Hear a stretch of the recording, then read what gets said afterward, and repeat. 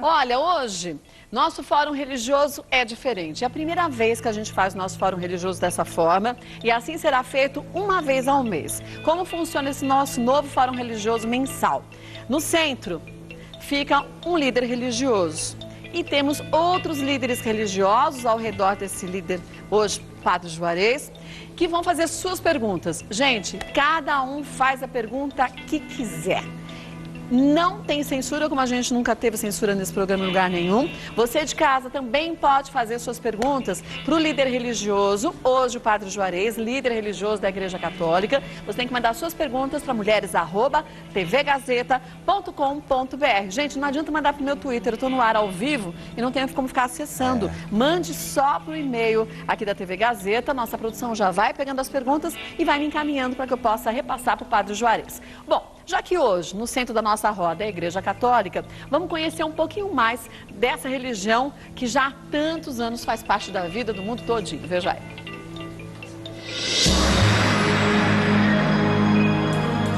O Velho Testamento reúne escrituras que prevêem a chegada de um Messias para salvar a humanidade. Baseado nele, foi escrito o Novo Testamento por aqueles que acreditaram que Jesus era o Salvador enviado por Deus. Assim nasceu o catolicismo, uma das religiões mais poderosas do mundo ocidental. O Brasil é considerado o país com o maior número de católicos, totalizando cerca de 123 milhões de fiéis, segundo dados coletados pelo Instituto Brasileiro de Geografia e Estatística, o IBGE, em 2010. Entretanto, a religião tem sofrido sucessivas quedas no número de seguidores. A proporção caiu cerca de 20 pontos percentuais desde 1980. Mesmo assim, hoje os católicos representam 64,6% dos brasileiros. A postura conservadora em relação a temas como o aborto, o uso de preservativo e o comportamento de pessoas que fogem aos dogmas católicos tem contribuído para que fiéis procurem religiões mais tolerantes. Além disso, o possível envolvimento de padres católicos em casos de pedofilia tem chamado a atenção da imprensa nos últimos tempos. Hoje, o Fórum Religioso do Mulheres tem como objetivo refletir não só sobre os motivos da queda do número de seguidores, mas também sobre os principais conceitos filosóficos que sustentam a religião mais popular do país.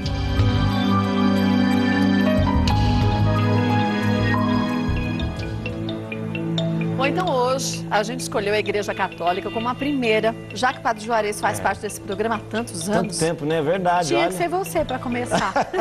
Não tinha como ser diferente, Padre Juarez. Mas eu estou muito feliz. Eu acho muito importante, muito bom que a gente sempre faça um debate consciente, transparente também, porque é o seguinte, quando a gente realmente acredita, a gente já estava lá, acredita, ama aquilo pelo qual a gente vive, a gente não tem medo de falar, nem tem medo de debater. Então poderemos perguntar? Pergunta tudo, só não fala minha idade, o resto eu falo tudo. Mas você tá tão bem para as idades. Só para começar, eu sou mais novo que a Kátia. Os 3 meses só, coisa pouca. Mas olha, Padre Juarez é um líder religioso que faz muito sucesso. Quando eu digo sucesso, gente, é que as pessoas têm muito prazer de conversar com ele, e não só pessoas que seguem a Igreja Católica. Ele respeita, acima de tudo, todas as outras religiões, é um líder que acredita na sua religião, que segue fielmente todos os seus princípios e sabe como ninguém, como as pessoas têm dúvidas. Então hoje, para a gente poder tirar as nossas dúvidas sobre a Igreja Católica, a gente tem Claudinei Prieto, que é da Wicca. Muito bem-vindo, Claudinei. Obrigado, Kátia. Olha, essa iniciativa é maravilhosa e teremos um debate lindo, tenho certeza. Bom, Com certeza. Também Ricardo Cerqueira Leite, que é da Igreja Jesus Cristo dos Santos dos Últimos Dias. Muito bem-vindo também, obrigado. Eu que agradeço o convite, bom estar com todos vocês. Eu que agradeço. Aqui ao meu lado esquerdo, Pai Valdir Oiá, que é da cultura Yoruba. Yorubá. Yorubá. Pai Valdir de Oiá. Muito eu estou 20 bem-vindo. anos na Rádio Mundial também. Você estava me falando, olha 20 só. anos. Eu estou aos sábados às 5 e você aos sábados às 8. Sábado, às 8 da manhã. Olha que bom, vou te escutar também. Pode fazer a pergunta que quiser no momento que você achar pertinente. O Padre Juarez é uma graça. Já é amigo antigo. Amigo, já participamos de vários debates. Padre Juarez já fez tanta matéria pra gente em todas as religiões. Eu estava falando, nós tivemos uma vez na na Igreja de Santos dos últimos dias fazendo, fizemos muita coisa interessante. Foi muito legal. E também aqui do meu lado direito, pastor Roberto Cruvinel, que é da Assembleia de Deus. Muito bem-vindo mais uma vez, viu? Eu agradeço, Kátia, mais uma vez estar participando do seu programa. Agradeço aí a audiência do pessoal e trazer um abraço, um beijo apertado do Henrique Dami, que é meu amigo, assessor de imprensa, tanto para o Padre Juarez como para você. Obrigada, um beijo, viu, Henrique? Obrigada mesmo. Agora, bom, Padre Juarez...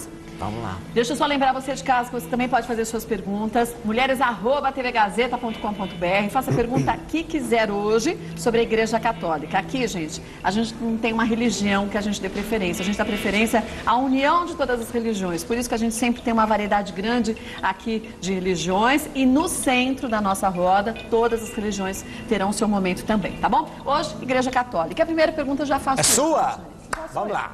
Quero saber o seguinte, um dos pontos mais importantes, eu acho, da Igreja Católica, e você me explicou isso várias vezes, é que a Igreja se torna uma mãe. Isso. Assim como uma mãe zela para os seus filhos, a Igreja Católica zela para os seus filhos. E quando se fala no casamento de padres, as pessoas falam, puxa, mas se a Igreja Católica zela tanto pela família e se coloca numa posição de mãe, por que os seus padres não podem constituir família? É interessante, Cátia, que até o século IV os padres se casavam. Era normal. E não há nenhum problema do padre se casar ou não se casar, porque isso não tem fundamentação bíblica e nem teológica, porque os apóstolos se casaram, Pedro era casado, a gente vê, né, Judas, Tadeu provavelmente tenha sido casado, e depois era muito normal e natural que os padres se casassem até o século IV. A Igreja começa a intuir que seria melhor que os padres não se casassem a partir de uma reflexão que é feita ali na Espanha. Na Espanha começa, na região de Elvira, né, eles começam a pensar o seguinte: para que o padre ele possa ser realmente imitação plena de Jesus, e Jesus foi celibatário, ou seja, Jesus não se casou, a gente não tem na Bíblia em nenhum momento que possa nos mostrar que Jesus tenha se casado, a Igreja resolve que o padre vai imitar Jesus radicalmente a partir do celibato. A Igreja também, ela percebeu naquela época que seria mais fácil, naquela época, para que o padre tivesse maior mobilidade, para que ele pudesse ser transferido. Mais tempo. Isso. Mas não seria hoje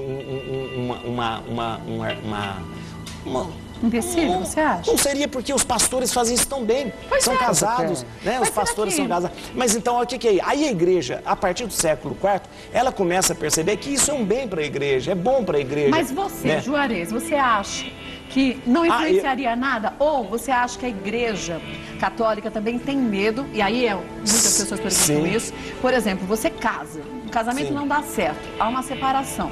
Já que você é um líder religioso de uma igreja que tem muito dinheiro, tem-se esse medo de ter que partilhar os bens da igreja? Não, sabe por quê? Porque a igreja é uma instituição, e como instituição os membros não têm o dinheiro. Assim como os pastores não são donos do dinheiro da igreja deles, os líderes religiosos não são donos, ou seja, eles não têm parte daquilo que a igreja tem, não tem. E nós também não.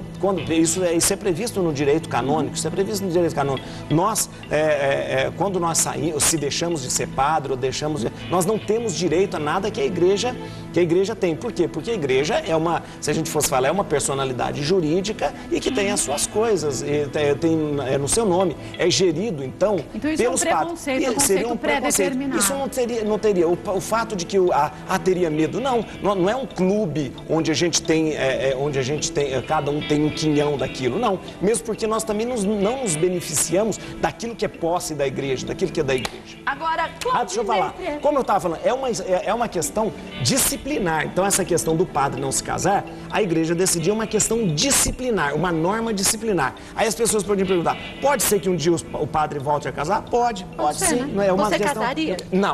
Não casaria. É muito bom ser solteiro, gente do céu, a melhor coisa do mundo. Kátia, nossa, mãe. Dentro dessa reflexão, agora me surgiu uma curiosidade.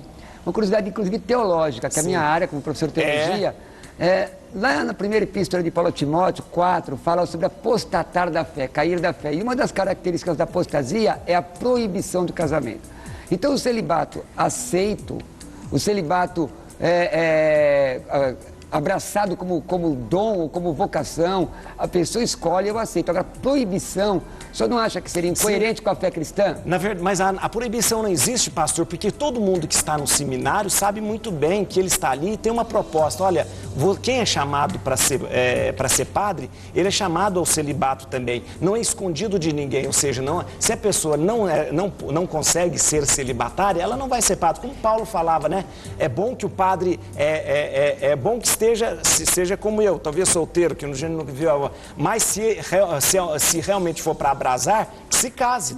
São Paulo fala isso. Então, na verdade, não é uma proibição. E não é assim uma coisa assim, no dia da minha ordenação, o bispo fala, vem cá, vou te contar uma coisa, você não pode casar. Não é isso, eu sabia. Existe um dogma, não é uma lei. Existe um dogma. É uma lei, uma norma disciplinar. Uma norma disciplinar. Mas, por exemplo, o padre, o ex-padre, o Dalcides, isso, faz um trabalho maravilhoso, bonito. Mas ele disse que no momento da vida dele, ele disse que ele sentia no coração dele, como falou o pastor Roberto, que ele tinha necessidade de um casamento. Isso. Ele saiu da igreja, constituiu uma família, mas continua seguindo a mesma o Dalcides é um exemplo assim, de um homem que tem uma família bonita, de um homem que tem viveu um sacerdócio bonito, em determinado momento amadureceu e falou, não, eu sinto falta de uma família, eu sinto falta de estar com alguém. Assim como eu tenho amigos também que ficaram padres junto comigo e depois amadureceram para isso. Agora, isso que o senhor falou é muito importante. O sacerdócio, o celibato, ele tem que ser acolhido com amor. Se ele for um peso na vida da gente, aí não, pelo amor de Deus. Se a pessoa carrega isso como um peso, então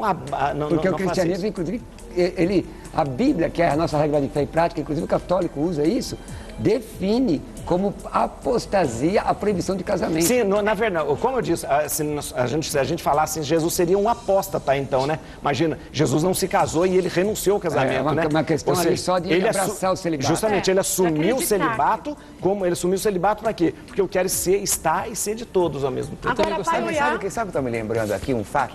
Quando eu tinha meus 15, 16 anos em Santo André, que eu morava, tinha um padre maravilhoso, que a igreja era lotada, e ele tinha 2 mulheres que ele amava.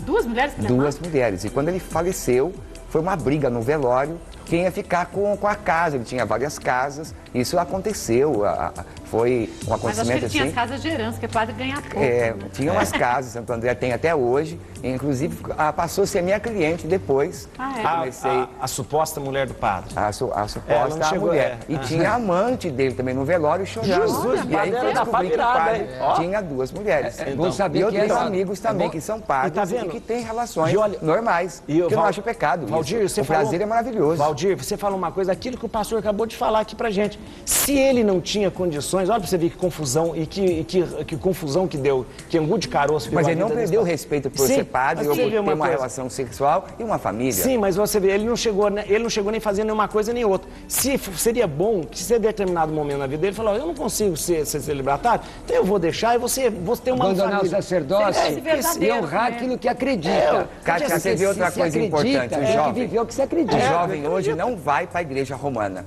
Mas ele vai para uma igreja onde está o padre Juarez, onde está o padre Marcelo, onde está o Fábio de Mello, que ele vai cantar, ele vai dançar, vai vibrar uma energia positiva. E a orientação não é só aquela que você educa, é aquela que você orienta, direciona a pessoa. Um exemplo, né? Kátia, agora, pode falar. Pois não, uma questão também. Abstraindo a questão teológica, a questão dogmática, me parece que há uma questão prática importante que eu gostaria de explorar aqui contigo, padre. Me parece que uma das funções do líder espiritual é o aconselhamento. Isso. E o aconselhamento conjugal, o aconselhamento matrimonial, me parece que é alguma coisa que é sempre bem-vindo no sentido de preservar a família. Minha pergunta é, uma vez que existe o celibato e existe a figura do líder espiritual, como fazer para aconselhar questões matrimoniais se não existe a experiência? Então, deixa eu te dizer uma coisa. A gente nem sempre precisa da experiência para dizer que uma coisa é boa ou que uma coisa é ruim. Eu vou lembrar agora do Dom Paulo. Uma vez fizeram uma pergunta dessa, eu vou lembrar o que o Dom Paulo falou. O Dom Paulo falou, mas eu não preciso ter AIDS para saber que é ruim? Né? Então, ele falava assim, né? Então, na verdade, eu digo uma coisa para você. Quando a gente fala da experiência, quando a gente fala... A experiência a gente adquire também pelo ouvir, pelo conviver. Quando a gente fala assim, padre, as pessoas falam, mas padre, como que você fala no sermão sobre família? Você não tem família? Eu falo, mas eu não nasci de chocadeira, eu nasci de uma família. Meu pai, minha mãe era uma família, nós éramos uma família grande, eram 6 irmãos, um relacionamento. Então eu tive uma experiência de família muito boa. Continua tendo, e continua presente na minha vida. Então essa experiência de família eu tenho. Ora, você não tem experiência de casamento para falar, conversar com uma pessoa. Pastor, eu vou dizer uma coisa. Pastor não, Ricardo. Desculpa, pastor. Ricardo, dizer uma coisa assim. Nós escutamos tanto, nós falamos tanto, você também escuta tantas pessoas, consegue conversar e consegue indicar o caminho para muita gente mesmo. E olha, o confessionário para nós é um lugar muito rico de experiência mesmo, muito rico, porque ali a pessoa abre o seu coração, abre a sua vida e a gente passa a ter uma certa experiência. Mas tudo aquilo que nós orientamos também, tudo aquilo que um padre ou um líder religioso orienta, ele também não deve orientar da sua cabeça somente. A palavra de Deus, ela tem que ser em primeiro lugar ali, eu tenho que usar a palavra de Deus como parâmetro para eu aconselhar. Então será sempre. Fala, Kátia. Seguindo esse seu princípio da palavra de Deus. Eu respondi você? Sim. Desculpa, porque a Kátia é muito sem educação. Não, respondeu. Eu estava dizendo o seguinte, quando você fala em família, e quanto que a igreja é muito importante, a religião é importante na vida de uma pessoa, de uma família, a gente vê que o que acontece nos dias de hoje não aconteciam com a mesma frequência no passado.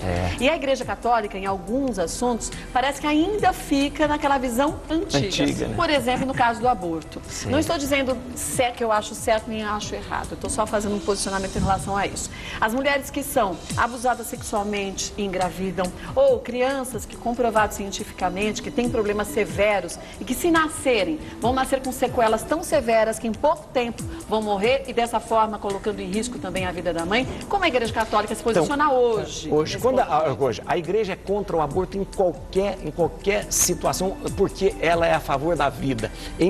Assim como todos nós aqui somos a favor da vida, como todo mundo é a favor da vida. A Igreja não tem, por exemplo, quando fala de defender a vida, a Igreja não tem como meia vida ser defendida, mais ou menos defender. Olha, eu vou defender a vida dessa forma, mas essa vida não. Essa vida que tem síndrome de Down não é uma vida muito boa, então nós podemos... Essa vida que teve uma paralisia cerebral não é muito boa, então não é. Essa vida que nasceu de um estupro é uma vida meio de segunda categoria. Vamos matar. A Igreja não vê isso. Vida é uma só. Não importa de que forma seja concebida. E deve ser defendida. Tem a ver, né, com algumas das perguntas que eu trouxe, que inclusive tem a ver com a nossa relação de 2000 anos, né? Isso. Da minha religião com a sua. É verdade, que é de longa data. Mas voltando ao assunto do aborto, não só ao aborto, né, mas aos métodos contraceptivos, ao caso do preservativo, que a Igreja Católica ela ainda se mantém contra, e diversas vidas, nós perdemos diversas vidas, às vezes, eu acredito, por uma má orientação nesse sentido. Né? Hoje nós sabemos que o maior número de casos de AIDS não são dos homossexuais, mas sim de mulheres que são infectadas pelos maridos que levam a doença para sua casa. Sim, né? Mulheres essas iludidas, mulheres essas enganadas. Então eu gostaria de saber assim, como em pleno século XXI tudo mudou, né? Eu acho que o que a Bíblia pregava 2000 anos atrás, algumas coisas ainda podem ser aplicadas hoje em dia, mas a maioria delas não. A Igreja ainda pode se manter contra esses métodos contraceptivos e o uso do preservativo, que eu acho que é uma coisa que, se a Igreja é a favor da vida, ela deveria fomentar e não proibir. Claro. O Claudinei, olha que interessante. A Igreja, sempre quando a gente fala do que a Igreja fala, a Igreja sempre apresenta como proposta. Como as nossas igrejas aqui apresentam como proposta. Se eu não quiser aceitar, eu tenho toda a liberdade. Graças a Deus, nós vivemos um tempo que nós podemos dizer, não, eu não quero saber o que você me fala. Eu não quero, né? Eu não quero saber o que o pastor me fala. Eu vou procurar outra igreja. Eu não quero saber o que o padre me fala. Eu vou procurar... Então, a gente tem essa liberdade. A Igreja tem como proposta. E a proposta da Igreja é fundamentada em quê? Fundamentada que o fato de você simplesmente dizer assim, podemos usar o preservativo, e no caso a camisinha, e você de repente faça tudo, não é uma saída, não é a única saída. Há outras maneiras de você evitar a promiscuidade, evitar com que homens levem essa doença para dentro de casa. Porque é o seguinte, se eu só mexer na ponta do iceberg, não vai mudar muito. Eu vou dizer assim, olha meu filho, você pode pegar todas as prostitutas e depois vai para casa, mas põe a camisinha, tá bom? Então, essa seria uma atitude incoerente da igreja. A igreja deveria falar o seguinte, olha meu filho, não faça isso por quê? Porque você tem uma esposa, você tem filhos, você não viva dessa forma, tá bom? Pode falar. Posso comentar? Tá. A gente sabe que hoje, em função das campanhas políticas, né, feitas em países como o Brasil, nós tivemos uma redução enorme. Campanhas não políticas, não. A campanha as campanhas, né? Pode ser, são políticas. É verdade. Né? Nós tivemos uma redução imensa em relação aos casos de infecção, né? E de transmissão da AIDS. Você não acha que com o poder da Igreja Católica, tendo mais de 60% da população brasileira, que são católicos sociais, porque nem muitos são praticantes, nós teríamos uma possibilidade muito maior de proteger essas pessoas e cair ainda mais, né, esses números de infecção, porque é muito bonita a história da família, é lindo, é maravilhoso, mas não é isso que a gente vê na prática. Justamente, como não é isso que a gente vê na prática, a gente tem que caminhar para que isso seja uma prática um dia. Mas deixa eu te falar uma coisa, a igreja, ela tem como, essa é a proposta da igreja, essa é a proposta que a igreja tem, ela não vai cair nesse outro lado de dizer, você usa e faça, e faça da maneira que quiser, porque seria, como eu disse para você, seria uma incoerência da igreja. Você diz o seguinte, mas diminuiu, claro que diminuiu, mas uma coisa que diminuiu muito, a gente tem que ser honesto, é que os hábitos mudaram também das pessoas. Os hábitos mudaram. Não foi só a camisinha vindo para dentro das pessoas, do hábito que mudou, mas os hábitos, as pessoas ficaram mais precavidas, as pessoas ficaram mais receosas, as pessoas têm mais cuidado, as pessoas têm muita questão da higiene. A AIDS, ela foi disseminada muito por causa das drogas e drogas injetáveis, não é só uma questão sexual, é isso. Então as pessoas começaram, então toda epidemia ou pandemia, que as pessoas começam a ter mais consciência da transmissão, mais consciência da maneira com que ela age, há uma diminuição. Então, a igreja ela tem essa posição e é importante que a igreja apresenta essa proposta, quem for católico vai aderir a essa proposta e a pessoa tem o direito de dizer assim, olha, eu não quero saber o que você fala, padre, não me venha com essa história que eu não aceito. Agora, a igreja ela tem essa posição, ô Claudinei, até como uma tensão dialogal, ou seja, a igreja tem que se posicionar de uma certa forma para que haja diálogo e para dizer, não, nós temos que buscar outros meios, nós temos que buscar outras formas, nós temos que fazer uma coisa. Eu aproveito na sua carona. Nossa, eu fiquei tonto, acho que eu pergunto, os jovens de hoje, qual é a sua visão hoje como só um perguntar homem... para ele se eu respondi, desculpa, porque não é pauta do casal. Hoje os jovens, qual é a sua visão hoje para os jovens? Você, como um padre, que você é um padre de conceito, está atuando junto. Eu tenho um trabalho na Lapa, que eu comecei com um juiz lá, que mandou um abraço para o Conselho Tutelar da Lapa, de São Paulo, e o nosso juiz querido amigo que incentivou o pai Valdir a começar um trabalho no Alto da Lapa, quero mandar um abraço para o Ratinho, que eu moro pertinho ali. Somos vizinhos. Perto da Kátia também. Ratinho agora está em Alphaville. Tem Alphaville. Olha, ficou chique, hein? E o que eu acho bonito nas pessoas é vivenciar com elas. Como nosso amigo disse, antigamente era o homossexual que era ocupado para a transmissão da AIDS. Não é verdade tem um bode expiatório, né, gente? Hoje você tem a seringa, a droga. Só que eu acredito ainda na orientação, mas é difícil. Eu trabalho com gente desde pequenininho. Vou fazer 47 anos agora em março. Criei meu filho com 18 anos, fala em Urubá, vai para a África agora de novo, porque eu quero que ele ajude. Eu quero trazer esse intercâmbio para cá, porque é gostoso você viver.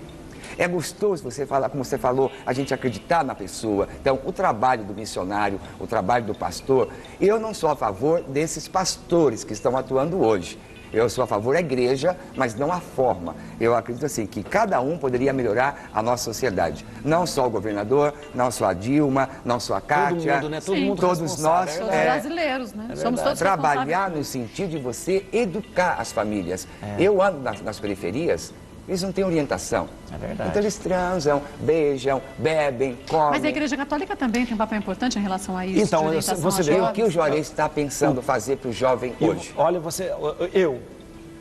eu acho que nós, às vezes, você falou uma coisa muito séria, todos nós como igreja, como igreja, que eu digo igreja católica, igreja evangélica, às vezes nós temos um discurso muito teológico. E nós precisamos falar mais com as pessoas. Isso que você falou é importante. Nós precisamos escutar mais o que eles dizem, mas escutar a propósito. Nós, às vezes, eu me Só que a igreja é respeitada, o evangelho, e nós espíritas não. Chico Xavier é um grande líder. Um grande... Esqueceram dele, Não, quer dizer, a igreja dá nome ao santo, não dá o nome a quem trabalhou? Cadê o Chico Xavier? Cadê a família espiritual? Cadê o trabalho espiritual? Fica onde? Como macumbeiro, como ator, esse é o grande gente à toa? Esse é o grande problema. Esse é um grande problema do brasileiro, que é preconceituoso, que sempre tem ao seu lado tudo aquilo que mas é preconceituoso. Isso é muito...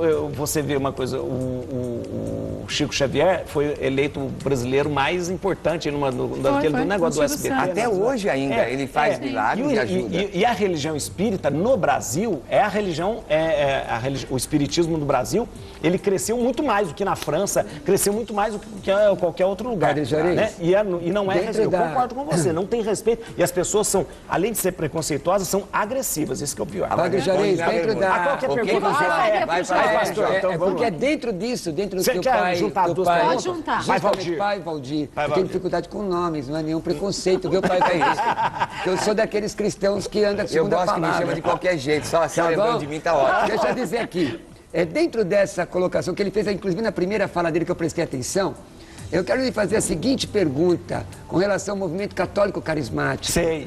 Então, eu tenho acompanhado de perto, sou estudioso disso. O senhor acha, o senhor canta, entrei no seu site, show do Padre Juarez, chique demais. Maravilhoso. A pergunta é, e dentro da sua resposta eu queria fazer uma pequena reflexão, dentro do cristianismo evangélico.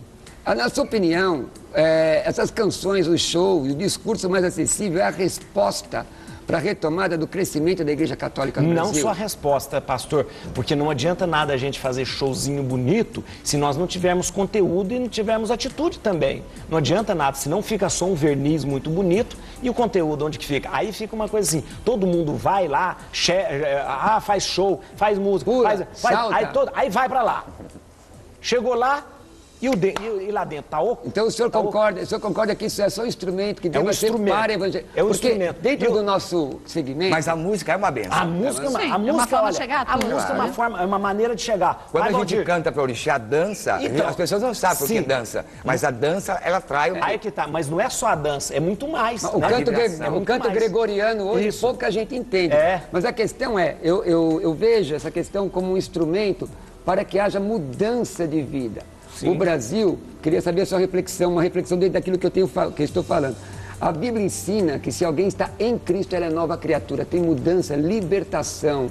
O senhor acha que, na verdade, isso está acontecendo dentro do movimento carismático? Eu poderia englobar até alguns movimentos evangélicos, que fazem um show que... Não é brincadeira, eu quero saber o final disso, qual é a sua reflexão? É importante uma coisa, o senhor falando do movimento carismático, o movimento carismático na Igreja Católica, ele surge na mesma hora que surge nas igrejas evangélicas. Ele é oriundo de um livro evangélico. Ele surge... Cruz e Punhal. Justamente, ele surge nesta época, eles são quase que primos, ou seja, só que na Igreja Católica a gente tem a renovação carismática, na Igreja Evangélica você tem igrejas pentecostais. Eu queria saber do senhor o que é a mudança de vida para... A mudança de vida vai ser quando esta palavra de Deus se fizer realmente atitude na vida das pessoas. Jesus falou, nem todo aquele que diz Senhor, Senhor entrará no reino do céu, por quê? Porque ele já estava cansado de palavra, ele já estava cansado de blá blá blá. E pouca atitude. De farisaísmo. Faça alguma coisa. Entra bem, Juarez. Gente, me dá um copo d'água, eu vou morrer de sede aqui, não é possível. Pega um copo d'água, Padre Juarez. E você lá no Tec-Tec, no Twitter aí, e a gente não traz água, veja só, Padre Juarez, só voltando à pergunta do pai Valdir, que ele perguntou em relação à Igreja Católica e aos jovens, de como orientar. O movimento carismático é justamente isso também. A renovação carismática é uma resposta. Mas isso, a gente não pode englobar todos os jovens, porque não é todo jovem que gosta disso. Não. Tem jovem que gosta de um jeito mais soturno de ser. Nós temos olha que interessante, por incrível que pareça, uma das coisas que mais atrai jovem na Igreja Católica hoje, olha que coisa, pastor, olha que coisa, é os arautos do Evangelho. Olha que interessante. Os arautos do Evangelho é um jeito... Um resgate, né? É um jeito até quase medieval. Não é nenhuma crítica. É um jeito até medieval. O segmento da Igreja Católica. E os jovens gostam daquilo. Eles gostam daquela... Então, é uma maneira de atrair. Ou seja, a gente tem que fazer... Você tem que dar para a pessoa o que ela quer. Mas quando ela vier, você dá o que ela precisa. Muito bem. É uma forma de você atrair. Agora, enquanto o Padre Juarez tomar uma aguinha, por favor, só um pouquinho, Riquinho. Deixa eu aproveitar e passar uma pergunta da Maitê. Por e-mail ela mandou essa pergunta, mulheres@tvgazeta.com.br. Depois da resposta do Padre Juarez para Maitê, o Ricardo faz sua próxima colocação. Maitê diz o seguinte, também não falou nada. Na Bíblia, Juarez, a gente tem a palavra de Deus dizendo que a gente não deve idolatrar nada. Maitê pergunta o seguinte, se na Bíblia isso é tão evidente, não idolatrar, por que se idolatra os santos na Igreja Católica? Isso é ótimo, gostamos. Primeiro é o seguinte, a Igreja nunca idolatrou santo e muito menos imagem. Gente, vamos ser sinceros, nós não somos tão idiotas e obtusos. Nós não somos tão obtusos de dizer que a gente vai ver Deus, vai ver um santo, uma criatura como Deus.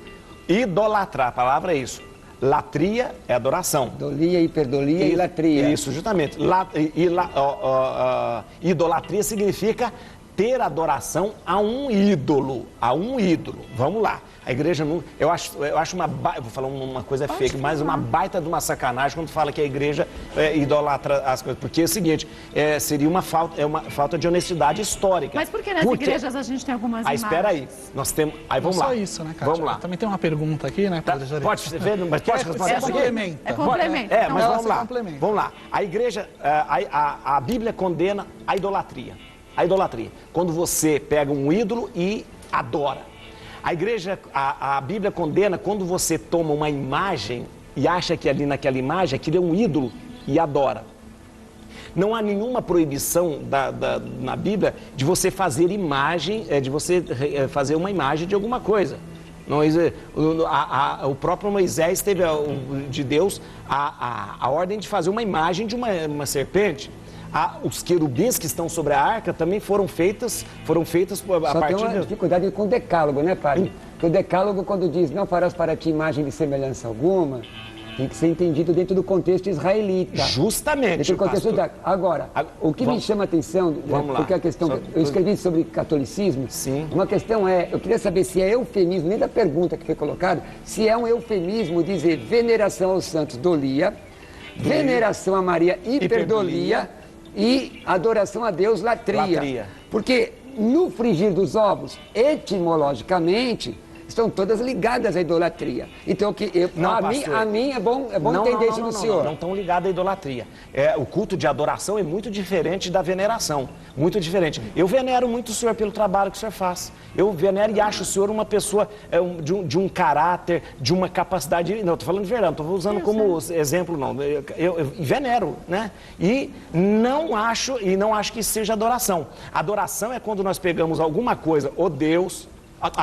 ou a pessoa, ou uma imagem, ou dinheiro, ou uma coisa, e colocamos no lugar de Deus. Ele é o meu Deus. Só na prática, então. Então não é ensinado isso nos cultos? Nunca a igreja... Eu perguntei uma vez para uma freira, que eu gosto muito de conversar, e um dos textos da Bíblia diz assim, porque há um só Deus, um só mediador entre Deus e os homens. E é só Se é só um mediador de Deus, o nome dele é Jesus, por que eu vou orar a Maria ou a João? E não estou dizendo que ela não é santa, a Bíblia diz que é, no sentido de vida separada. Por que eu vou orar? Por que eu vou orar a uma pessoa, eu vou pedir a intercessão? Porque eu posso pedir o senhor para fazer uma oração para mim, não posso? Posso. Então, se eu estiver vivo. Não, se eu pedir, mas eu acredito que eles estão vivos, porque estão no céu. Mas a oração pode ser feita, mas quem que batiza? É água. Mas olha aqui, o poder de Deus olha é aqui. água. Aqui, olha, pastor, eu estou pedindo o senhor para orar para mim.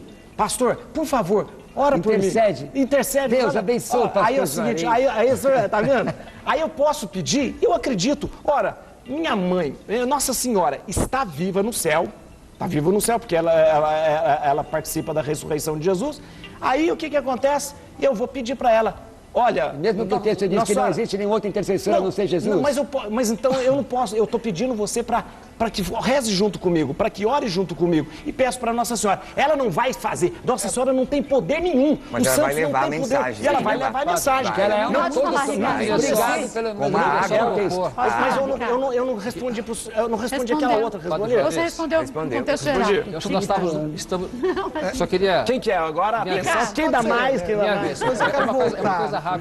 Eu queria retomar um ponto aqui do nosso debate, da nossa conversa, que é muito importante, ligado à juventude, né? Acho que, como líderes religiosos, é muito importante discutir essa fase da vida e falamos aqui sobre drogas, sobre hábitos da juventude que nem sempre são os mais adequados.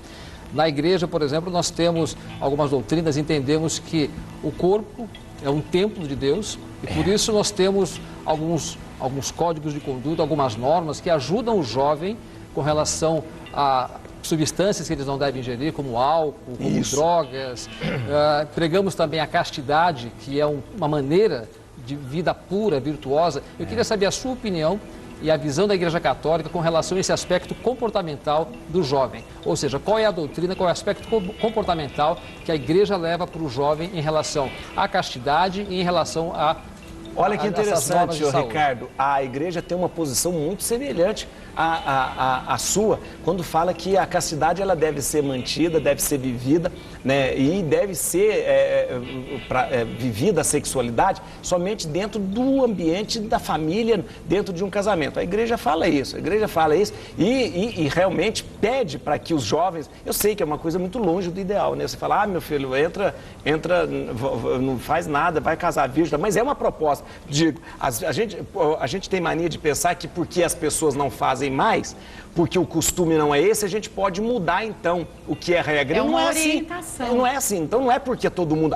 hoje ninguém casa virgem mais, então vamos fazer... Não. Não é verdade. Não é verdade. A igreja tem uma proposta. Quero sim, meu filho, olha... mantenha-se casto, mantenha-se virgem até o casamento, para que o casamento seja uma descoberta bonita e tal. É uma proposta da igreja. Agora, se isso vai ser feito, se não vai ser cumprido, eu não vou Fora ficar... o íntimo. Agora, mas que a proposta da igreja o senhor falou da questão do álcool. É até bom o senhor ter tocado nisso, né? Porque há religiões até que proíbem o álcool todos. A igreja não proíbe o álcool, proíbe o excesso com que o álcool. Excesso, na verdade, o excesso da comida, o excesso do álcool. Né? Não proíbe. Até é importante falar que quando a gente celebra a missa, nós celebramos missa com vinho e muito alcoólico. O vinho do padre é até mais alcoólico que o outro, sabia? Cuidado, por quê? Olha que interessante, curiosidade. Cuidado, o vinho do padre, ele tem... O senhor sabe que o texto grego diz que tem que ser paróinos, que é não dado ao vinho. Não dado ao vinho, é esse mesmo. O texto grego, a palavra grega oinos, que é vinho, é não dado ao vinho. Não dado ao vinho, que seja um... Beberrão. O bispo tem que ser um homem de uma só mulher. Agora, dentro disso que o senhor falou, por que o senhor compartilha o pão, a hóstia, e não compartilha o vinho? Vou só acabar aqui. Que é o que fazia no texto de Coríntios 11. É importante. Só para terminar e já vou falar aqui. E depois você... Atenção pela ordem. Desculpa, Claudinei. Ricardo, então a igreja sempre vai dizer a questão do álcool, sempre vai dizer, olha, o vinho sempre, né, o vinho na Bíblia, o vinho na igreja sempre foi visto como a alegria. Tanto é que um texto da oração eucarística, a gente fala, o vinho, chama o vinho de vinho que dá alegria. E deixa eu te dizer, a igreja sempre fala em relação a essa questão. Você pode até tomar o seu vinho, o seu álcool, a sua cerveja, mas que seja feito sem usar o excesso. Com moderação. Isso. Agora deixa eu falar uma coisa pro Ricardo, depois eu juro que eu venho. Ricardo. Difícil é descobrir o que é o excesso. Então, os protestantes, em geral, se abstêm geral. Geral. Então. Se tiver aparência do mal, nós estamos afastando dela. Está escrito. Tá bom. Então, vai lá. O senhor é muito simpático. Ele é irresponsável. Gente boa demais, gostei. Pastor, aí o senhor estava falando, isso é uma coisa interessante, o senhor perguntou. A igreja, a gente dá o pão e dá não reparte o vinho. Deixa eu explicar. A concepção tomista de São Tomás de Aquino, quando escreve a Suma Teológica, você já deve ter lido a Suma Teológica, ele deixa bem claro que quando nós consagramos o pão e o vinho, a transubstanciação acontece numa real concomitância. Olha como que eu falo bonito. Não, fala mais fácil, melhor. Ao mesmo tempo. Ao mesmo tempo. Olha aí, tá vendo? Mas aí, padre... Ao mesmo tempo. Peraí, o pastor não tá deixando... Só para colocar aqui. Eu só quero saber uma coisa. Sim. Mas deixa vale ele acabar mais de São Tomás de Aquino ou a Bíblia? Oi? Deixa ele acabar de responder. Claro, sempre a Bíblia vale mais. Aí o que acontece? Ali, o pão e o vinho se tornam realmente corpo, sangue, alma e divindade. Os dois, corpo, sangue, alma e divindade. No pão está corpo, sangue, alma e divindade. No vinho está corpo, sangue, alma e divindade. A igreja, no início, sempre fez a partilha do pão e do vinho. Sempre. A celebração do ágape era assim. Mas como você vai celebrar... Nem era como a gente faz hoje. Não era. Como você vai celebrar uma missa onde você tem mais de 3 mil pessoas dentro de uma catedral e você vai distribuir o vinho para as pessoas? Ora, se o pão tem corpo, sangue, alma e divindade, ao comungar o pão, eu estou comungando corpo, sangue, alma e divindade. Por uma questão prática. Nas celebrações, muitas celebrações e muitas igrejas, vocês podem vir aqui em São Paulo, no lugar, o padre faz sim, distribui pão e vinho para as pessoas. Agora, Claudinei. Claudinei, desculpa. Claudinei, desculpa, Lei, tá vendo? Não tem problema nenhum. Na verdade, eu queria retornar à questão da idolatria das imagens, né? Que na realidade as pessoas elas tratam isso de uma maneira muito simplista, porque não se pode ter idolatria, porque os textos sagrados dizem assim. Mas se a gente voltar na história, nós vamos ver que a Igreja Católica ela absorveu muitos aspectos da antiga religião romana. Se você pegar quando a Igreja Católica ela é instituída como a religião oficial do Império Romano, isso se dá com Constantino, há uma fusão entre Estado e religião. E nós percebemos que a Igreja Católica possui diversos símbolos do antigo paganismo romano, que muitas pessoas não se dão conta porque não conhecem os fatos históricos e a simbologia religiosa, né? E tanto que a gente diz que se você quer perceber, se você quer entender como a religião romana antiga sobreviveu, a religião romana que eu estou dizendo é a pagã, né? É só você entrar numa igreja católica, porque a igreja ela é montada de frente para um ponto cardeal específico, tem que ficar acesa uma vela, ou hoje é uma luzinha, né? Acesa ininterruptamente, que restitui o antigo culto à deusa Hestia do fogo perpétuo, entre outras inúmeras coisas. Sabe tudo. Então, eu gostaria... Está dizendo que o catolicismo tem origem pagã. Fora... Não. Estou falando da fusão. Além do culto a Maria, que nós sabemos que foi instituído no Concílio de Efésio em 440 da Era Comum. 435, aproximadamente 440 da Era Comum, porque o culto à deusa, né, a deusa Ísis ou Ártemis em Efeso, não conseguiu ser banido pela Igreja Católica. Então a Igreja Católica ela pega e institui o culto a Maria como um culto sagrado, numa tentativa de banir o culto à deusa, né? Então eu gostaria de saber como, se a Igreja Católica ela absorveu inúmeros aspectos das religiões pagãs, sobretudo da religião romana pagã antiga, e o culto aos santos, na realidade, é só meramente uma substituição ao antigo culto dos deuses, tiraram os deuses e colocaram os santos, porque tinha a veneração às imagens, as pessoas iam até os templos. Como a Igreja Católica, ela pode se considerar a única depositária, isso nós ouvimos diretamente do senhor Bento XVI, da verdadeira doutrina cristã. Então, isso que o Claudinei está falando... A Claudinei está falando uma coisa interessante. Demorou para falar, mas bonito. Tem que falar tudo para poder chegar nela. Para todo mundo entender. Também deixou ele falar. Mas eu quero prestar atenção na resposta. É forte. Mas deixa eu falar uma coisa. Ele falou uma coisa interessante, porque é o seguinte, isso é verdade. É histórico. Isso é verdade. Olha que interessante. Isso é uma inteligência também de quem prega, né? O pregador, ele tem que ser astuto. Jesus falou, tem que ser astuto como serpentes, simples como as pombas.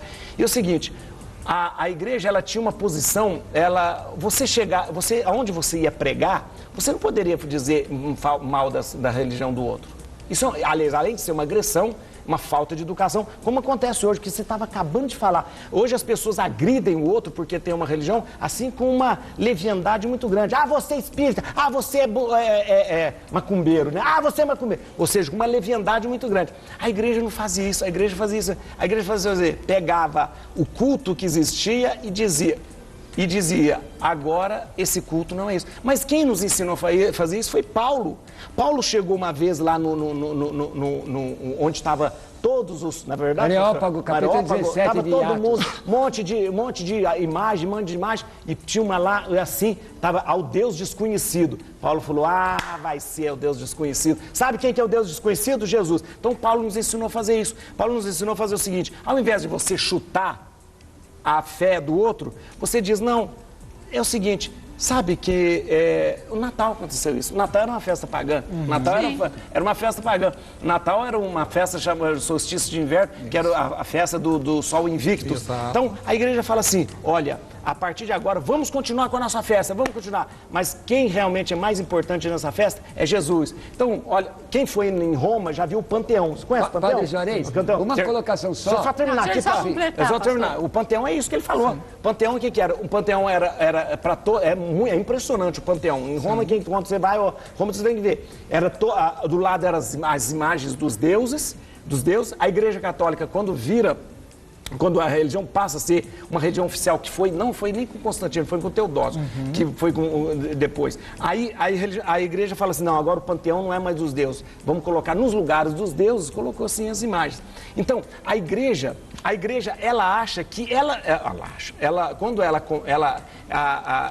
professa a fé em Jesus Cristo como único Salvador, essa é a resposta à pergunta que você tinha feito. Ela acredita que o Jesus Cristo veio justamente como ser o Salvador universal de todas as pessoas e de tudo de todo o universo. E por isso ela pode, então, eu tenho que falar uma palavra, a gente pode evoluir, essa palavra evoluir e deixar de ter uma religião pagã para ter uma religião cristã. Mas não foi isso que aconteceu, porque os símbolos são utilizados até hoje. Sim, é que a pergunta do Claudinei, eu achei interessante, porque ele diz, por que a Igreja Católica diz que é a única detentora da verdade? Se ela absorveu todos esses símbolos e utiliza até hoje. Eu achei que essa resposta devia ser respondida mais a miúde. Sim, por usar utensílios que eram realmente pagãos. A igreja simplesmente usou o que havia de costume na época, de festas que existiam, as festas que e aglutinou isso. Era festas da igreja, era festa de colheita, era festa do sol, era festa dos deuses, e assumiu como Paulo fez. Como Paulo falou, quem que é o Deus desconhecido? É Jesus Cristo. E esse texto que o senhor cita em Atos 17, só uma colocação exegética. Paulo não assimilou o altar. Paulo usou o altar para pregar. Justamente. Mas não assimilou. A questão, talvez, dele é por que a Igreja Católica, e realmente é verdade, assimila, pega a questão da cátedra, a palavra cátedra, catedral, onde está a cadeira do bispo. Cadeira do bispo. Isso é de uma origem realmente pagã. Não, qual origem pagã disso, pastor? Histórica. Qual origem pagã? Deixa eu falar. A cátedra do bispo, o bispo, ele é visto como o Papa, ele é o príncipe dos apóstolos. Estou querendo antagonizar o senhor. Olha, tá? Só que eu ia entender. Não, olha, pastor, a cátedra, quando nós falamos de cátedra, aí o senhor é exegeta, pelo amor de Deus, o senhor não vai me dizer. Cátedra, quando a gente fala de cátedra, vamos lá. Todas as vezes que Jesus senta, ele senta para ensinar. O senhor veja isso em Mateus 5. Não, numa cátedra. Sentado. Não numa cadeira, não sei, mas justamente, sentado. Sentado, sabe que o primeiro símbolo de Jesus Pantocrátor é Jesus sentado. Pantocrátor é todo-poderoso. Pantocrátor, todo-poderoso. Ora, aquele que senta para ensinar. Sem dúvida. Tudo também. Quando a gente diz, como nós estamos fazendo, quando a gente diz assim, que a igreja é mãe e mestra, a igreja ensina também. E todas as vezes que nós temos uma cátedra, ali tem alguém que tem o dever de ensinar. Eu só coloquei isso como exemplo, padre. A questão era que o Claudinei... Só para o Claudinei continuar um pouquinho, pastor. Desculpa, depois se eu puder participar. Pode, claro. É verdade, olha aí, gente. Só o Claudinei complementando. Não sou eu que estou respondendo. Fique tranquilo. Só um complemento. É importante a gente complementar que, na realidade, da forma como o senhor falou, parece que tudo foi feito de uma maneira muito pacífica e não é real. A história nos mostra que templos foram tomados sob espada, pessoas foram mortas. Nós temos o caso da Inquisição que está aí, que não nos deixa mentir. A Inquisição, quero falar. Tem uma hora que eu tenho que falar de Inquisição. A Inquisição é uma invenção do iluminismo. Olha só. Como é que é? Mas vou ter um infarto aqui. Eu quero fazer um programa só sobre Inquisição. Mas vamos por partes. E olha, eu tenho pavor do iluminismo. Vamos lá. Só um pouquinho, vamos por partes. Falar que a Igreja Católica... Vamos lá, desculpa. Imagina, as coisas elas não foram, de certa forma, tão pacíficas como se gosta de apresentar. Não estou me contrapondo, senhor, não, sendo antagônico de forma alguma. Isso não tem sentido vocês fazer perguntas. Então, uma pergunta que se complementa a tudo isso, que é necessário a gente deixar claro para as pessoas, é que muitos templos realmente foram tomados pela igreja. Ouro foi tomado pela igreja, objetos sagrados foram roubados, vamos dizer assim, pela igreja, porque pertenciam a uma outra religião, e pessoas morreram por causa disso. Então, inúmeras atrocidades ao longo da história foram cometidas pela igreja ou em nome da igreja. E nós temos vários casos, O caso da Biblioteca de Alexandria, que era um depositário do conhecimento da humanidade. Mas aí não foi a igreja, não? Não foi a igreja. Pelo amor de Deus! Né? Mas não foi a igreja, não, realmente. A Biblioteca de Alexandria? Não foi a igreja, John Mark, pelo amor de Deus. Não, mas aí eu estou falando dos antigos cristãos, estou falando da igreja. Opa, nem pode Biblioteca de Alexandria, a Hipátia, que foi morta por antigos cristãos. Antigos cristãos, não a igreja católica em si. Sim. Né? Então, assim, na realidade, a história do cristianismo e, posteriormente, a história do catolicismo, ela se dá através de muita guerra, né? Então, gostaria de saber qual o posicionamento da igreja, que a igreja tem a dizer em relação a essas atrocidades, que, inclusive, o antigo Papa, ele já pediu desculpas, né? Mas que continua sendo perpetrada, porque o que acontece? Voltando ao uso da camisinha, em 2003, eu tenho uma cantora que eu sou muito fã, que é a Daniela Mercury, ela foi convidada para cantar no ano xaveriano, para o Papa, porque é uma cantora da América Latina de muita proeminência. Isso. E ela foi desconvidada posteriormente porque ela fez uma propaganda do uso da camisinha. Então as pessoas continuam sendo perseguidas. Tá. O senhor acha que isso é perseguição? Não, eu sou muito amigo da Daniela Mercury, sou muito amigo dela e do marido dela. E já conversei várias vezes com ela sobre isso. Ela já separou. Já está separada. Separaram agora. E deixa eu falar... Você continua amigo dos dois? Dos dois, meu Deus, coitada. A fofoca é outra hora, né? Só estou te colocando a um papo, que você está falando uma coisa. Só falando em relação às perseguições que ainda continuam. Não, mas eu tenho que responder se você falou. Deixa eu falar uma coisa. É importante que as pessoas saibam que é o seguinte. Quando você citou uma coisa muito importante, é o seguinte. Quando a igreja católica é uma igreja perseguida durante 300 anos. Também foi perseguida pelo antigo paganismo, é necessário deixar isso claro. 300 anos ela foi perseguida. Gente, matava cristão à torta direita. Arena. Se toda coisa, havia ápia. Posso lhe pedir um obséquio? Sim. Nos primeiros 300 anos, cite cristianismo. Porque a definição de católica, a palavra segundo todo, vem nos concílios a posteriori. Aí depois a discussão de Constantinopla. Tá. Deixa eu falar, pastor, a igreja... Porque isso é muito legal, eu estou aproveitando. Católico significa universal. Ou segundo todo. Universal. Oi? Ou um segundo todo também, segundo os historiadores. Segundo o que os bispos declaravam. Universal. Universal, igreja universal. Hoje não dá para usar a igreja universal, porque o Edir Macedo pôs o nome igreja universal. Deve ter registrado, eu acho. É a igreja universal. E também seria uma confusão. Mas é igreja universal. Ou seja, igreja universal significa a única igreja que existia. Não existia outra igreja. Designação teológica nos pais da igreja, tá nos livros. Nos pais da igreja, que nós estamos tivemos então tá bom, eu entendi. Então, cristianismo. Mas olha aqui, não, mas a igreja...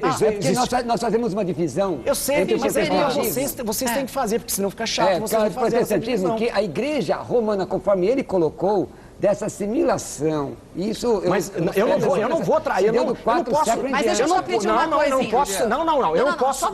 Deixa eu falar. Agora não. Eu não posso ser desonesto. Imagina, existe uma igreja só. Uma igreja só, que era chamada a Igreja Universal por todos, Igreja Católica. Agora eu vou usar um jeitinho, não, isso não. Aqui na Idade Média teve 3, 4 papas. Oi? Só um minutinho, só pedir uma coisinha ao pastor. Só um minutinho, Padre Juarez. Queria só pedir para cada um respeitasse o tempo do Padre Juarez poder responder. Desculpa, é verdade. Porque senão a gente acaba saindo no meio das conversas, viu, Padre Juarez? A gente vai ampliando, mas ao mesmo tempo. Fazer o seguinte. Não, mas eu não respondi o Claudinei. Sim, você vai responder. 2 minutos depois do intervalo, porque assim sossega os ânimos, toma uma água com açúcar e a gente... Não tô mais nervoso, não.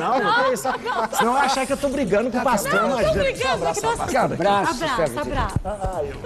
A gente volta em 2 minutos, né? Aí você não fez pergunta. Ele vai fazer também, todo mundo vai fazer. Pode sentar, fica tranquilo. 2 minutos a gente faz. Lembrando que nosso Fórum Religioso, uma vez por mês, a gente vai fazer como estamos fazendo hoje. Hoje, Igreja Católica, o líder religioso... Tem até plateia aqui, ó. Tem plateia, tá grande, viu? Padre Juarez. Todas as religiões terão seu espaço também.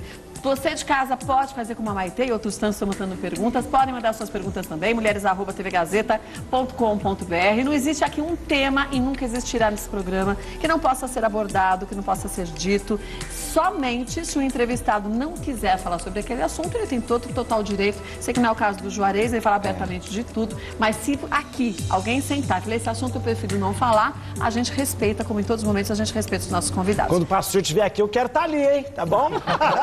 Se for eu vou dizer uma coisa pra você, vai ter povo dos meus que vão ficar muito chateados comigo, que vão falar que tem um bocado de coisa errada aí. Mas o seu dia vai chegar. Eu falo, pode crer que eu falo. Claudinei, só voltando a pergunta.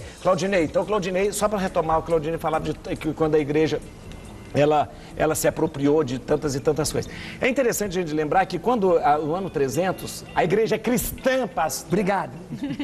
A igreja, né, ela foi praticamente assumida pelo imperador. A gente sabe que Constantino, ele não foi uma pessoa, ele não transformou a religião oficial do Estado, mas depois Teodósio sim, mas a igreja passou a ser religião oficial, né? A prática do imperador era colocar a religião do imperador para todo mundo. Assim era com o paganismo, né? Exato. Assim era com o paganismo. Os cristãos foram perseguidos. Justamente. O imperador era pagão e todo mundo era pagão e perseguia os cristãos, exato, né? Porque eram cristãos.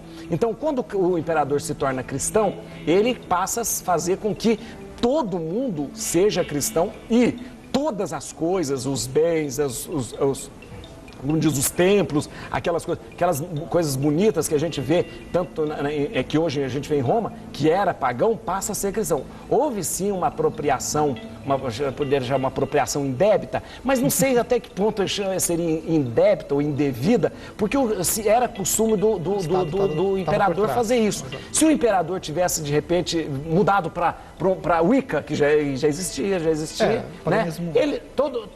A história teria sido diferente, mas ele se tornou cristão, e como cristão ele fez com que tudo passasse a ser. Houve excesso, quando nós olhamos a partir da nossa época, da nossa maneira de julgar. Naquele tempo era tudo assim. Olha, imagina quando Júlio César, ele vai para dominar a Gália, ele faz um cerco na Gália e as pessoas morrem de fome, aquela coisa. Aí eles entram na Gália e voltam com os espólios. Eu estou dando um exemplo. Era uma coisa muito normal, o pessoal chegava com as riquezas, os espólios. Era uma coisa assim meio normal, que é um absurdo, Mas para a época, era uma coisa meio normal, meio normal. Agora, mas aquilo que você falou é muito... Ricardo, eu queria, no primeiro bloco nós falamos um pouco sobre divergências, mas temos uma convergência importante, que a nossa fé é depositada em Cristo. E eu queria falar um pouco sobre Jesus Cristo e sobre a obra missionária que ele instaurou. Em verdade, pouco antes de ascender aos céus, consta lá em Mateus que ele deixou um mandamento às pessoas que deveriam ir a todo mundo e pregar o seu evangelho. Falamos um pouco sobre jovens. Posso dar o exemplo da igreja que muitos dos nossos jovens se envolvem como missionários. Acho que muitos já viram aqui. Muita gente já viu, né? Camisa branca. Sempre tem uma plaquinha aqui, né? Assim, e é muito bonito mesmo. Eles estão engajados no trabalho missionário, no trabalho de cumprir este mandamento, de levar o Evangelho de Jesus Cristo para as outras pessoas, que é o centro de nossa fé. Então eu queria perguntar ao padre como a obra missionária, o trabalho de proselitismo está organizado na Igreja Católica, como isso acontece, como esse mandamento de Cristo é cumprido. Então, você sabe que nisso a Igreja, ela sempre... Sabe que o termo propaganda foi um termo inventado pela Igreja, né? Era uma secretaria do Vaticano chamada Propaganda Fidei, né? Então, tudo que se faz propaganda, o termo é daí. Então, a Igreja sempre se preocupou muito em estar presente nos lugares. Houve um tempo que a Igreja achava que para pregar o Evangelho bastava simplesmente batizar. Então, na época das grandes navegações, o que a Igreja queria fazer? Fazer novos cristãos, mas como? Batizando. Você não produz nada, não produz frutos a partir daí. Então, você chegava com a caravela e batizava os índios, batizava os escravos, batizava... E efetivamente, pouca coisa você consegue. A Igreja passa por desse estágio e começa a perceber que ela tem que educar, ou seja, na fé, não só a catequese para a criança, mas uma catequese permanente, que esteja ao lado da pessoa, junto com o jovem e junto depois com o adulto. Só que tem uma coisa, houve um tempo, o pastor Valdir, que a Igreja, antes a Igreja tem consciência, que a Igreja batia o sino, todo mundo ia na missa, ia na igreja. Esse tempo acabou. Esse tempo acabou. O tempo acabou. Hoje nós precisamos ir ao encontro. E isso nós temos que aprender com vocês. E quando toca o sino, por que será? Qual é o significado de tocar o sino? A igreja sempre viu o sino como a voz dos anjos chamando para a oração. Será que só está os anjos ou é para atrair também a bênção que a gente vai pedir e vai receber? Quem será que só Deus abençoa ou será que tem mais do que Deus também que pode nos auxiliar a bênção? A água é uma bênção de Deus. A água é uma bênção de Deus, como toda a natureza é uma bênção de Deus. Então, eu estava dizendo, hoje nós temos, eu acho que você tocou nos jovens da sua igreja, eu converso, sempre que eu posso, eu converso com eles, eu acho muito bonito os jovens da igreja, os mormons, que a gente chama, né? Porque... Acabou? Não, pode falar. Porque Faz é o seguinte, sinal de leve, porque é o seguinte, eles têm uma convicção e eles levam,